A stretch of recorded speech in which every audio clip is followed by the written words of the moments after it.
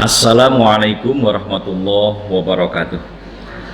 Alhamdulillah alladzi arsala rasulahu bil huda wa dinil haqqi liyudhhirahu 'alad dini kullih wa kafa billahi syahida. Asyhadu an la ilaha illallah wahdahu la syarikalah wa asyhadu anna Muhammadan abduhu wa rasuluh. Allahumma shalli wa sallim wa barik ala Muhammadin wa ala alihi wa ashabihi wa man tabi'ahum bi ihsanin ila yaumiddin wa ba'd. Para pemirsa semuanya, kaum muslimin rahimakumullah, terlebih-lebih kepada peserta kajian pada malam hari ini.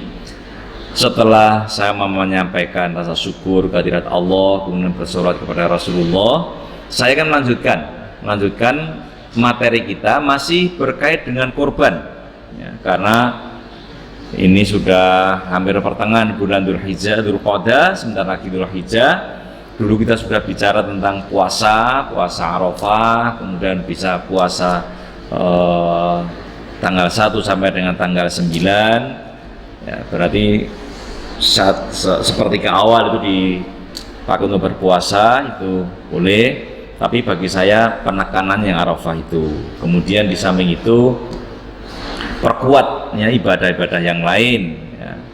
Nah, kita mau siapkan untuk kurban ya. Jadi di masjid-masjid itu para pengurus sudah mengadakan rapat kepanitiaan. Alhamdulillah juga di tempat penjenengan kan juga sudah ya. Nah, maka bahkan kemarin sudah nonton sapi ya, kambing yang sehat jangan dipilih, pokoknya berkorban adalah yang terbaik. Bahkan dulu kan Umar pernah mengatakan, Umar bin Khattab orang besok akan terjadi di kalangan umat Islam akan berbangga-bangannya, berlomba-lomba, maksudnya berbangga-bangga nanti konotasinya jelek ya. Jadi berlomba-lomba untuk berkorban yang terbaik gitu. Jadi ingin mencari ridhonya Allah, ingin disenangi oleh Allah gitu. Maka kemudian kita berlomba-lomba untuk mencari hewan korban yang terbesar, yang terbaik, sudah pada catatannya yang terjangkau lah gitu, terjangkau. Sebab Islam itu tidak ingin menyulitkan. Yuridullahu bikumul yusra wa la yuridu bikumul usra. Jadi Allah menghendaki kemudahan, tidak Allah menghendaki kesulitan, enggak. Maka sampai pun ya ada orang yang mau berkorban itu untuk mencari yang sudah umur, yang sudah musina, enggak ketemu, Rasul menurunkan grade-nya. Yalah, kalau memang nggak bisa yang musina, jatah nggak apa-apa. Yang penting kalian itu bisa berkorban. Karena ini adalah sunnah eyang kalian yaitu Nabi Ibrahim sang Khalilullah itu. Maka sampai Rasul itu menegaskan kalau ada orang yang diberi kemampuan untuk berkorban tidak mau berkorban, maka apa kata Rasulullah? Jangan dekat-dekat dengan sholat kami.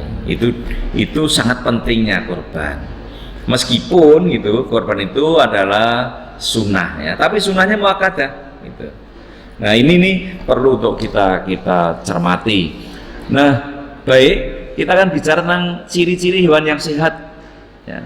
Ciri-ciri yang hewan yang sehat, kemarin kan kita bicara tentang syarat ya, syarat hewan yang bisa dipakai untuk korban. Satu di antara adalah yang sehat, tidak sakit, tidak kering-keringan, tidak kering gitu.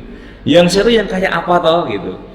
Saya ambil ini dari Dinas Pertanian ya, Dinas Pertanian Kota Surakarta, oleh Ibu Kepala Dinas itu menyampaikan, beliau lebih tahu lah gitu, bahwa ciri-ciri hewan yang sehat itu pertama mata jernih, terang, tidak keruh, kemudian tidak berlendir. Kalau kita apa itu? Ora seletepen ya, tidak buta.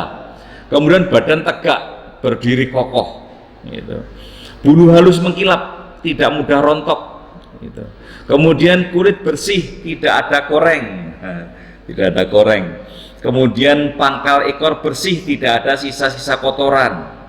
Kemudian jalannya normal, tidak pincang. Nah, ini penting. Nafsu makannya tinggi, ya. Nafsu makan minumnya tinggi. Nah, itu ciri hewan yang sehat yang bisa dipakai untuk berkorban. Nah, kemudian yang berikutnya saya sampaikan pula bahwa syarat penyembelihan binatang korban, artinya penyembelih satu muslim. Jadi korban tidak disyariatkan untuk yang tidak muslim. Jadi nggak sah kalau misalnya orang kafir menyembelih korban, itu nggak sah. Nah, menyembelih harus muslim. Kemudian balik, ya balik. Kemudian berakal sehat, jadi akil. Gitu. Tidak dalam kondisi ihram. Maka kalau Nabi mensyariatkan menyembelih korban itu nanti setelah selesai melontar jumrah Aqabah kan gitu. Nah, di sana ya, di sana. Nah, bagi kita setelah selesai sholat Idul Adha kan gitu. Kemudian membaca asma Allah, kemarin sudah kita singgung ya, Jadi Bismillahirrahmanirrahim, kemudian Allahumma taqabbal minna siapa gitu.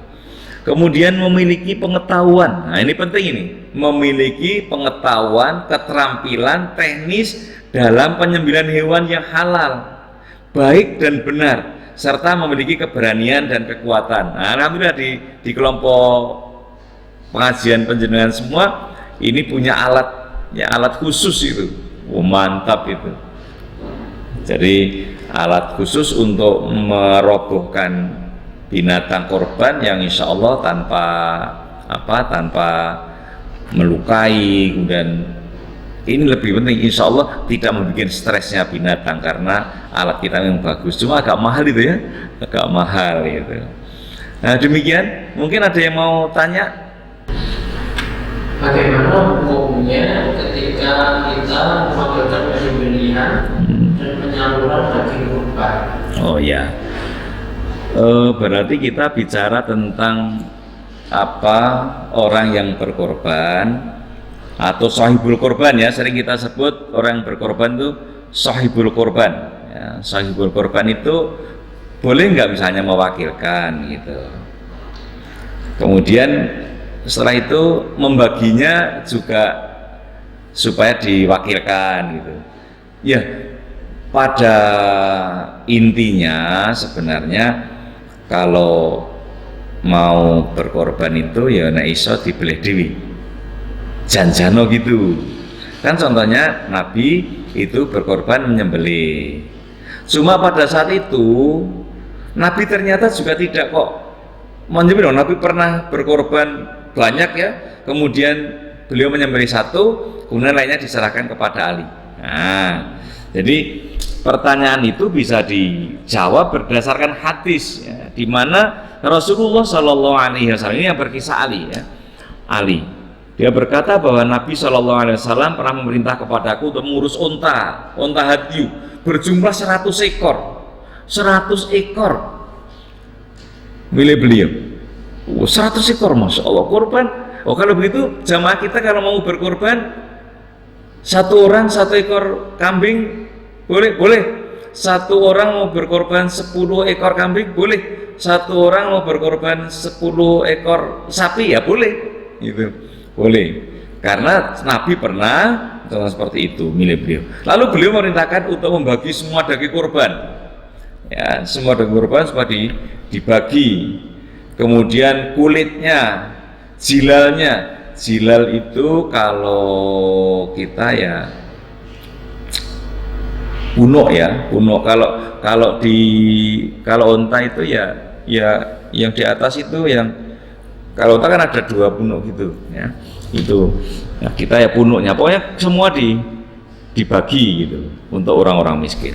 Dan aku tidak boleh memberikan bagian apapun dari hasil korban untuk tukang jagal sebagai upah. Nah, artinya apa?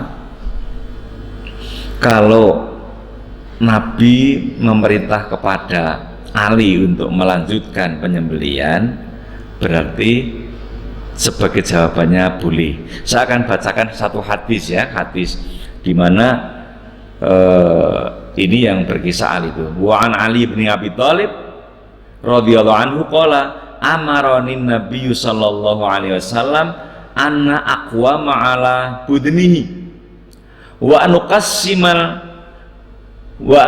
anuqassima luhumaha wa juludaha wa jilalaha alal masakin wala utiya fi jijaratiha minha syai'an.